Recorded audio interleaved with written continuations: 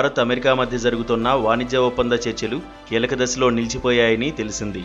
Non veg milk ఒప్పందం కారణంగా ఈ పరిణామం చోటు చేసుకున్నట్లు సమాచారం. తమ డైరీ ఉత్పత్తులను భారత మార్కెట్లోకి ప్రవేశపెట్టాలని అమెరికా కోరుతుండగా భారత్ దీనిని నాన్ నెగోషియబుల్ రెడ్ లైన్గా పరిగణిస్తూ తిరస్కరిస్తోంది. అసలు ఈ నాన్ వెజ్ మిల్క్ అంటే ఏమిటి? ఈ వివాదం ఎందుకు ఇంత పెద్ద సమస్యగా మారింది? నాన్ వెజ్ మిల్క్ అంటే మాంసం, రక్తం లేదా జంతు ఆధారిత ఉత్పత్తులను దానాగా తినిపించిన ఆవుల నుంచి వచ్చే పాలు. అమెరికాలో ఆవులకిచ్చే దానాలో పంది, చేపలు, కోళ్లు, గుర్రాలు, ఇతర జంతువుల శరీర భాగాలు, రక్తం, జంతు కొవ్వు ఉంటాయి.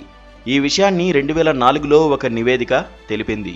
ఇది భారత సంస్కృతికి, మతపరమైన భావనలకు పూర్తిగా వ్యతిరేకం. భారత్లో ఆవును గోమాతగా పూజిస్తారు. ఇక పాలు, నెయ్యి నిత్యం హిందూ, జైన ఆచారాల్లో సాత్విక ఆహారంగా ఉపయోగిస్తారు.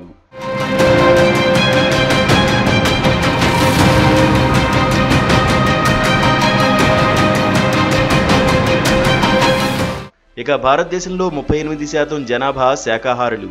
మాంసం తినే ఆవుల నుంచి పాలు తీయడాన్ని అలాంటి వారు అస్సలు స్వాగతించడం లేదు. మరోవైపు భారత్లో పశుసంవర్ధక, పాడి పరిశ్రమల శాఖ దిగుమతి ఆహార ఉత్పత్తులకు కఠినమైన వెటర్నరీ సర్టిఫికేషన్ను తప్పనిసరి చేసింది. ఈ నిబంధన ప్రకారం దిగుమతి పాలు జంతు ఆధారిత దానా తినని ఆవుల నుంచి రావాలి. అమెరికా ఈ నిబంధనను అనవసరమైన అడ్డంకిగా విమర్శించి వరల్డ్ ట్రేడ్ ఆర్గనైజేషన్లో ప్రస్తావించింది. అయితే భారత్ మాత్రం ఈ విషయంలో వెనక్కి తగ్గడం లేదు. ప్రపంచంలోనే పాలు అత్యధికంగా ఉత్పత్తి దేశం ఇండియా. 2023-24లో 239.3 మిలియన్ టన్నుల పాల ఉత్పత్తితో 140 కోట్ల జనాభాకు ఆహారం అందిస్తోంది. అలాగే ఈ రంగం ద్వారా 8 కోట్ల మంది ఉపాధి పొందుతున్నారు.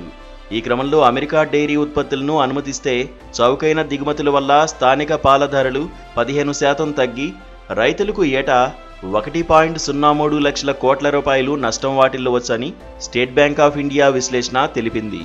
వాణిజ్య ఒప్పందాల విషయంలో అమెరికా అధ్యక్షుడు డొనాల్డ్ ట్రంప్ ఆగస్టు 1వ తేదీ వరకు గడువు విధించారు. నాన్ వెజ్ మిల్క్ వివాదం భారత్ అమెరికా వాణిజ్య ఒప్పందంలో కీలకంగా మారింది. భారత్ తన సాంస్కృతిక విలువలు, రైతుల జీవనోపాధిని కాపాడుకుంటూ ఈ చర్చల్లో ఎలా ముందుకు సాగుతుందో చూడాలి.